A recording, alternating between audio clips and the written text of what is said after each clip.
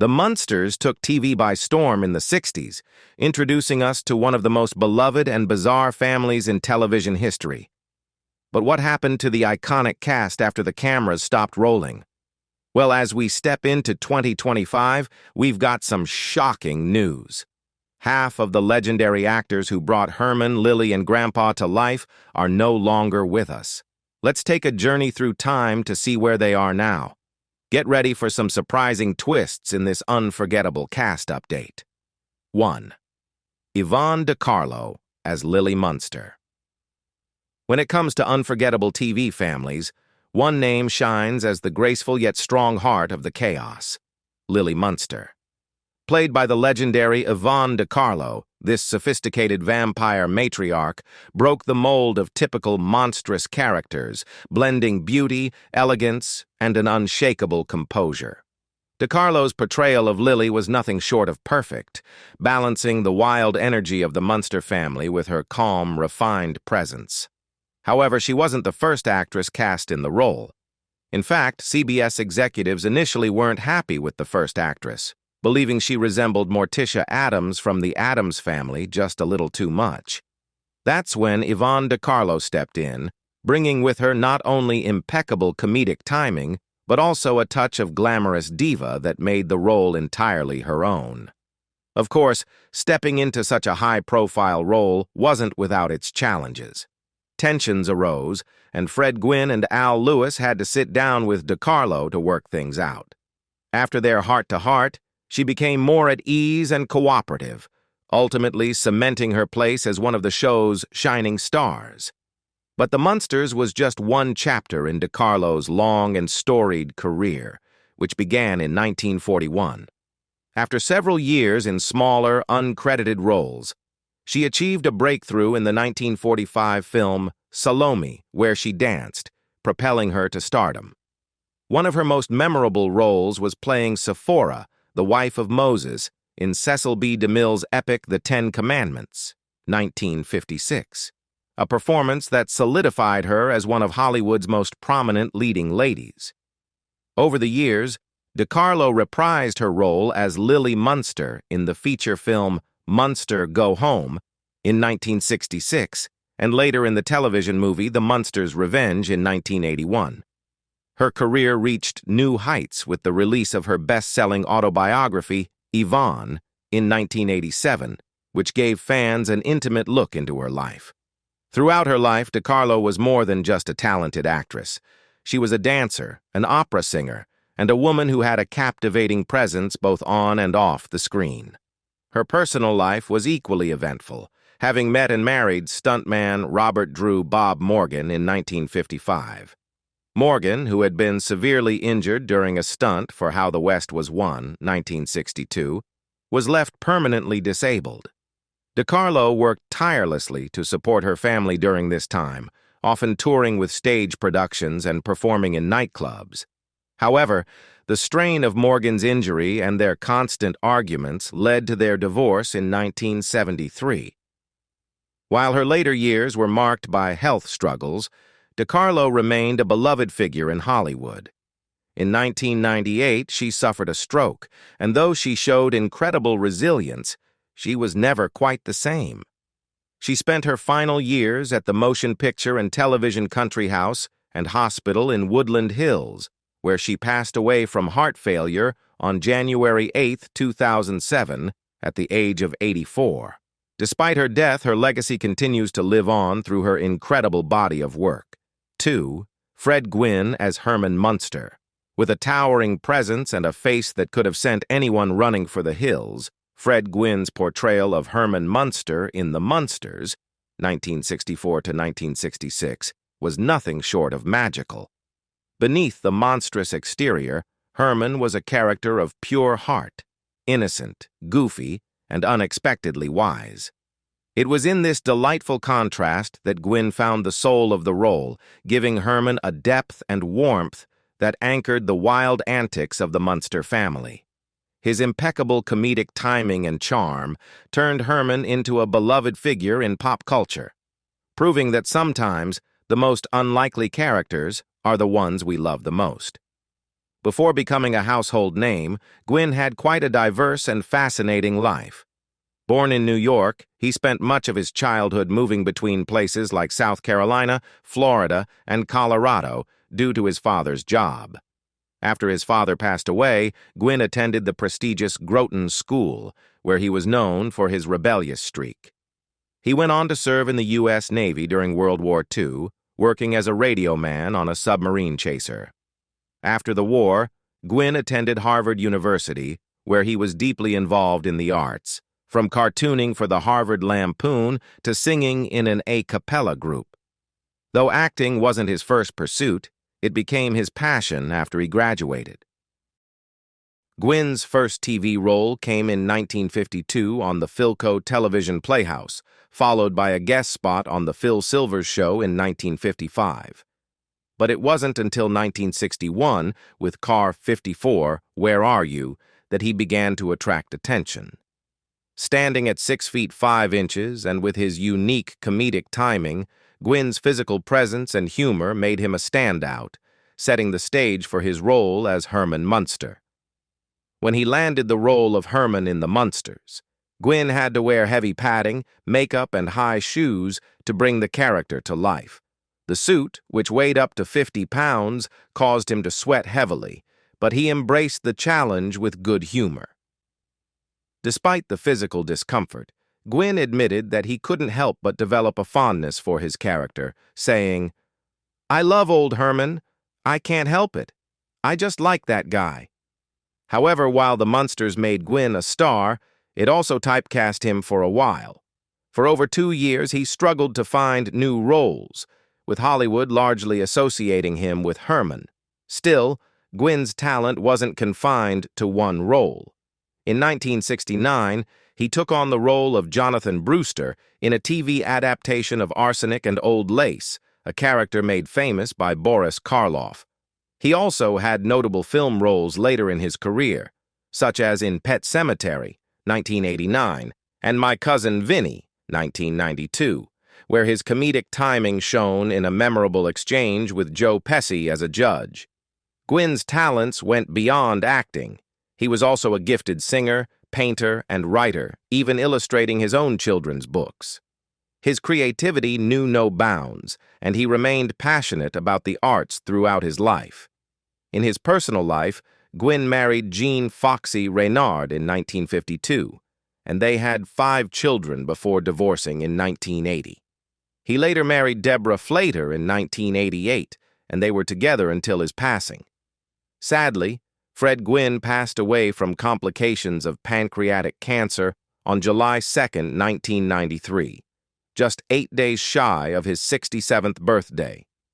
His death left a void in the entertainment world, but his legacy continues to live on through the characters he brought to life and the joy he spread to audiences.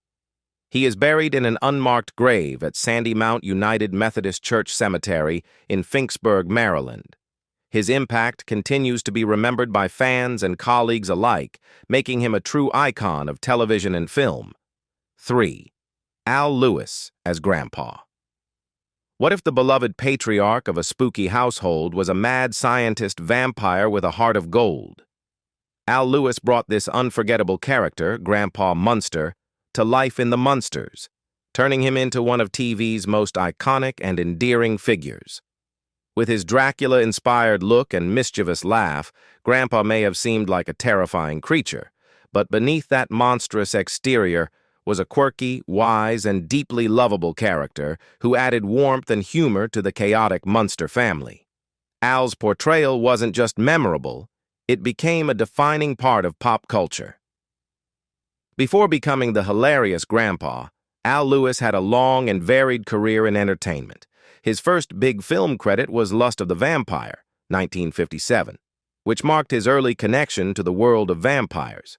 He went on to have a semi-regular role on the TV series Naked City in 1959. But it was his collaboration with Fred Gwynne in the sitcom Car 54, Where Are You? That really set the stage for their later partnership on The Munsters. Though The Munsters brought him fame, Al was more than just a comedic actor. He showed his versatility in films like Used Cars, 1980, where he played a quirky judge alongside Kurt Russell. But Al's talents didn't stop at acting. He was also a political activist, radio broadcaster, and even a restaurateur. In 1987, he opened Grandpa's Bel Gente, an Italian restaurant in New York City, showcasing his entrepreneurial spirit. His outspoken nature also led him to speak out against censorship, famously declaring, "Fuck the FCC," at a rally organized by Howard Stern, a moment that would later be immortalized on Stern's comedy album. Al's personal life was just as colorful as his career. He married Marge Domowitz in 1956, with whom he had 3 sons, but they divorced in 1977. In 1984, he married actress Karen Ingenthron, and they stayed together until his passing. Al also ran for governor of New York in 1998 as a Green Party candidate, though he didn't win. Later in life, he faced health complications, including the amputation of his right leg and the toes on his left foot due to heart surgery. Despite these challenges, he continued to live with the same spunk that made him famous. Tragically, Al Lewis passed away on February 3, 2006, at the age of 82, at Goldwater Memorial Hospital on Roosevelt Island. True to his larger-than-life personality, his ashes were reportedly placed in a cigar box, an unforgettable final gesture for a man who had always lived life to the fullest and never failed to keep things interesting. This quirky yet fitting tribute encapsulates the unpredictable and vibrant essence of a man who always knew how to leave a lasting impression. 4. Beverly Owen as the original Marilyn Munster. Beverly Owen will always be remembered for her portrayal of Marilyn Munster in the iconic TV series The Munsters, 1964 to 1966. Marilyn, the normal niece of the eccentric Munster family, was a stark contrast to the rest of her monstrous relatives, and Owen brought a unique charm to the character that endeared her to audiences. However, Beverly was only with the show for the first 13 episodes. Initially, she had agreed to take on the role thinking the show, with its outlandish premise, would never succeed. But after its surprising rise to popularity, Beverly found herself caught between her career and her personal life. Being far from her fiancé in New York proved too difficult, so she made the decision to leave the sitcom to marry John Stone, a future producer and writer for Sesame Street. Despite the success of The Munsters, Owen chose a different path, stepping away from acting entirely. Ironically, her marriage to Stone lasted only 10 years, and she never quite recaptured the same level of fame. Though The Munsters would remain her most well-known role, Owen's biggest non-Munsters project was her appearance in the 1964 film Bullet for a Bad Man, starring Audie Murphy. After her acting career, Beverly took a completely different direction, dedicating herself to studying early American history. She earned a master's degree in 1989, leaving Hollywood far behind her. For much of her life, Beverly kept a low profile, staying out of the spotlight. It came as a shock to many when, in February 2019, the world learned that she had passed away from ovarian cancer. She was 81 years old. Her former co-star, Butch Patrick, who played Eddie Munster, expressed his grief with a heartfelt tribute, saying, "What a sweet soul. I had the biggest crush on her." On February 24, 2019, Patrick posted on Facebook, "Beautiful Beverly Owen has left us. R.I.P. Bev, and thanks for your 13 memorable Marilyn Munster episodes." Owen's legacy lives on in those unforgettable 13 episodes of The Munsters, where her graceful portrayal of Marilyn added a touch of normalcy to the delightfully bizarre family dynamic, and her impact on the show remains cherished by fans to this day. 5. Butch Patrick as Eddie Munster.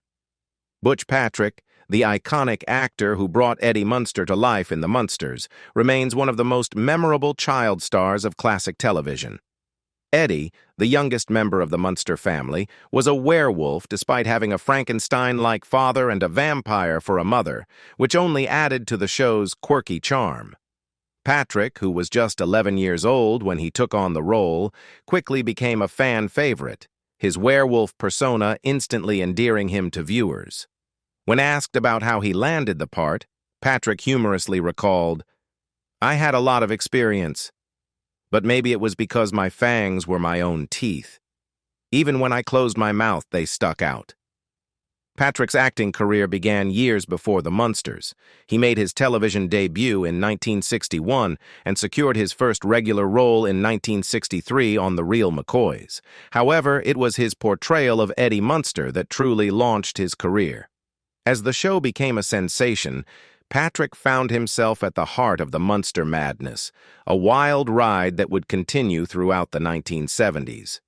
He later appeared on Lidsville, Sid and Marty Krofft's Saturday morning children's show, showcasing his versatility as an actor. Butch's path took some unexpected turns in the following years. In the early 80s, he ventured into music, recording a pop single to the tune of the Munsters' theme song. The track, titled "Whatever Happened to Eddie?" by Eddie and the Monsters, was a playful nod to his character's iconic role. Though Patrick's acting career slowed down as he got older, he continued to make appearances in films and television. Notably, he had a cameo as himself on The Simpsons and appeared in Dickie Roberts, former child star, in 2003. His memorable appearance in a Little Caesars pizza commercial as a grown-up Eddie Munster brought a fresh wave of nostalgia for fans of the original series. However, Patrick's journey was not without challenges. In the mid-70s, he took a break from acting to work for his father and began exploring music. Unfortunately, his life took a darker turn, and he struggled with substance abuse for several years. In 2010, he entered rehab and was later diagnosed with prostate cancer in 2011. Despite these setbacks, Butch remained resilient, overcoming his battles with addiction. His diagnosis of prostate cancer was a serious challenge. Now, at 70 years old, he is doing well and continues to remain active in the entertainment world, with his resilience continuing to inspire others. Butch's personal life also took a positive turn when, in 2016, he married his long-term girlfriend, Layla Murray. The marriage marked a new chapter in Patrick's life, and he continues to stay active in the entertainment world. His story is one of resilience, reinvention, and enduring popularity, with a lasting legacy in both the world of classic television and pop culture. Sixth Pat Priest as Marilyn Munster. Pat Priest's portrayal of Marilyn Munster on The Munsters is an unforgettable part of television history. But her journey to becoming the Munster family's normal niece wasn't as typical as one might expect. While Marilyn stood out as the only member of the family without a monstrous appearance, her beauty and self-deprecating humor were what truly brought the character to life. Marilyn's running gag, feeling plain and unremarkable in comparison to her eccentric family, added a humorous layer to the show's quirky charm. What many fans may not have realized, however, was that Pat Priest replaced Beverly Owen after the first 13 episodes of the series.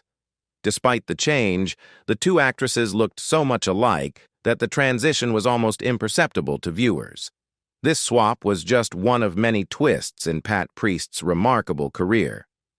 Priest's journey into the limelight began before the Munsters hit television screens. She had worked as a singer and actress on local television stations, honing her craft and gaining early experience. Her breakthrough came in 1964, when she landed the role of Marilyn Munster, which catapulted her into stardom. Alongside her success on The Munsters, she also appeared in an episode of the hit series Perry Mason, further establishing her as a rising star. In 1967, she starred opposite Elvis Presley in the film Easy Come, Easy Go, a fun and memorable moment in her career. Despite her growing fame, Pat Priest chose a different path after the Munsters ended in 1966, retiring from acting in 1976. Following her acting career, Priest relocated to Idaho, where she spent over 2 decades restoring and selling homes. She embraced a quieter life, far removed from the spotlight of Hollywood. However, her connection to her Munsters legacy remained strong, and Pat continued to attend nostalgia conventions, where fans celebrated the iconic show and its cast. Even at 88 years old now, she remains a beloved figure among Munsters enthusiasts, regularly appearing at these fan events, keeping the spirit of the show alive. In 2001, Pat faced a significant health challenge when she was diagnosed with non-Hodgkin's lymphoma. Despite the difficult battle, she bravely completed her treatments and, to the delight of her fans, has been in remission ever since. Her resilience has been an inspiration, and she continues to enjoy life, spending time with her family, which includes 2 sons from her 2 marriages. Her journey from a beloved TV star to a successful businesswoman and resilient survivor has left a lasting impact. Today, Pat Priest's net worth is estimated at $3 million, a testament to both her acting career and her successful ventures after Hollywood. While she has long since retired from the entertainment industry, her role as Marilyn Munster remains one of her most cherished and enduring legacies. Fans still remember her with fondness, celebrating her contribution to the Munsters and her continued presence in pop culture, even in her later years. 7. Chet Stratton as Clyde Thornton. Chet Stratton may be best remembered for his role as Clyde Thornton on the Munsters, but his journey through the entertainment world was anything but ordinary. While his time on the beloved show was brief, his career spanned decades and touched almost every aspect of the performing arts, from the stage to radio and television. Born into a theatrical family, it seemed only natural that Chet would follow in their footsteps. His early years were spent touring as a child in repertory shows and vaudeville, a foundation that set the stage for a remarkable career. Chet's education in the arts took him from the University of Alabama to Rutgers University, and soon after he found himself on Broadway. His talent shone in productions like White Oaks alongside Ethel Barrymore and the Barretts of Wimpole Street, 1934, where he had the opportunity to work with iconic stars like Katharine Cornell. He didn't just stop at Broadway, though. Chet's passion for acting led him to a variety of stage roles in plays like The Live Wire, The Connecticut Yankee, and Man and Superman, where his versatility was on full display. When radio became the dominant medium, Chet's deep voice found a home on many popular shows. He starred as Hop Harrigan in his own radio series and became a familiar voice on the Lux Radio Theater and Schlitz Playhouse, among others. His adaptability and knack for storytelling translated seamlessly to television, where he appeared on a wide range of shows, both from Hollywood and New York. One of his most well-known roles was as part of the stock troupe in Dragnet 1967, working alongside the legendary Jack Webb to bring the iconic police drama to life. But even for someone as talented as Chet, the path wasn't always smooth. There were times when work was hard to come by, and he had to take on odd jobs like driving a furniture delivery truck and even selling washing machines to make ends meet. At one point, he even sailed to Europe aboard an oil tanker. Despite these hardships, Chet's love for his craft never wavered. He also had a fascinating personal life, with his wife working as the secretary for famed producer David O. Selznick. Tragically, Chet's life was cut short when he passed away on July 7, 1970, at the age of 60 due to a heart attack and stroke. Yet his legacy lives on through his memorable roles and the lasting impact he made on the world of entertainment. Whether on stage, radio, or television, Chet Stratton's versatile talent and dedication to his craft will always be remembered. 8. Edward Mallory as Jack. Edward Mallory's role as Jack in the Munsters may have been brief, but it was one of the many memorable moments in his long and varied career. He was far more than just a television actor. He was a man of many talents and passions. Born on June 14, 1930, in Cumberland, Maryland, Edward's path to the spotlight was anything but typical. Before he embraced his love for acting, he worked as a management trainee for a tire company, and it wasn't until his service in the Korean War that he realized his true calling. While in the Army, Mallory discovered his passion for acting, and after his service, he set out to pursue a career in entertainment. His first taste of film came in Experiment in Terror, 1962, where he shared scenes with Lee Remick. Though his scenes were cut from the final film, it marked the beginning of his journey in Hollywood. Mallory went on to play memorable roles in television, but it was his portrayal of Dr. Bill Horton on Days of Our Lives, 1965, that truly cemented his place in the hearts of viewers. For 14 years, he brought to life the troubled doctor, a role that became one of the defining performances of his career. Beyond acting, Mallory was a true Renaissance man. His talent didn't stop in front of the camera. He also directed, produced, and even wrote documentaries for the History Channel and A&E. His love for music was also evident, as he occasionally played the piano in nightclub scenes on Days of Our Lives, showcasing yet another side of his artistry. Away from the limelight, Mallory's personal life was filled with meaningful relationships. He was married 4 times, with his most notable marriage being to actress Joyce Bulifant. Together they had a son, Edward John, who would later be adopted by Bulifant's next husband, the famous producer William Asher.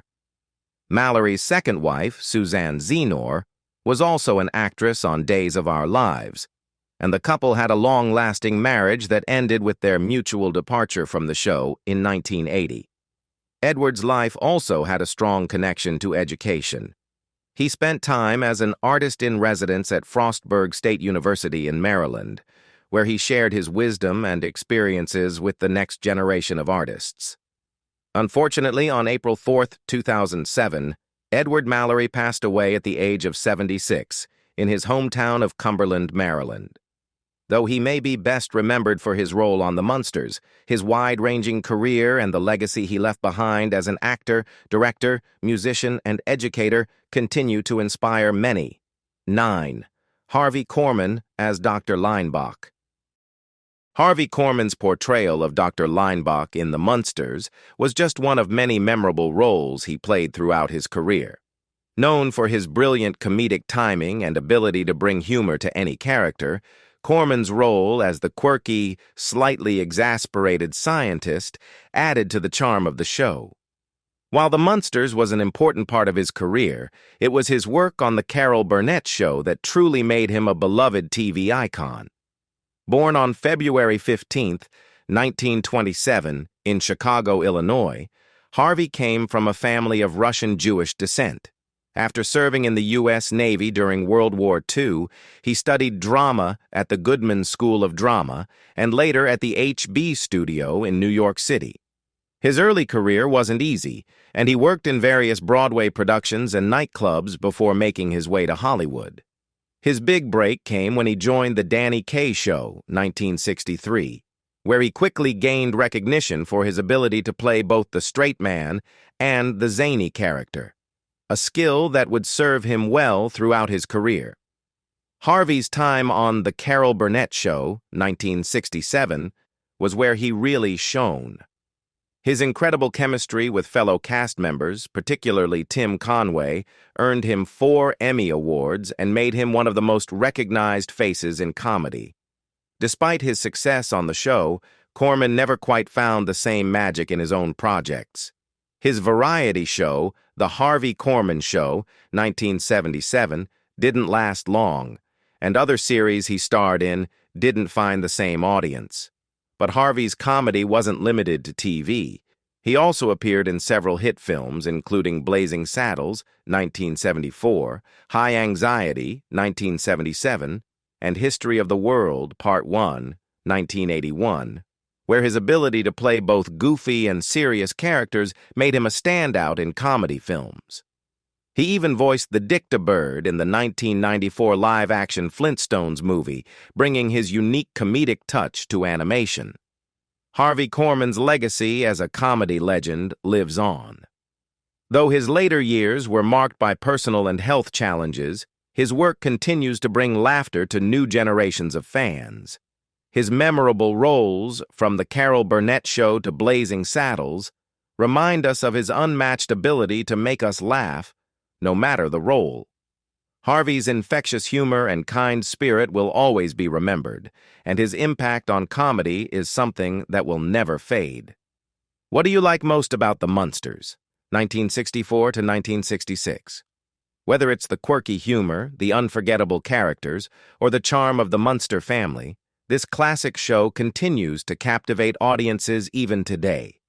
From the iconic performances of Fred Gwynne and Yvonne De Carlo to the hilarious antics of Marilyn and Grandpa, the Munsters remains a beloved part of television history.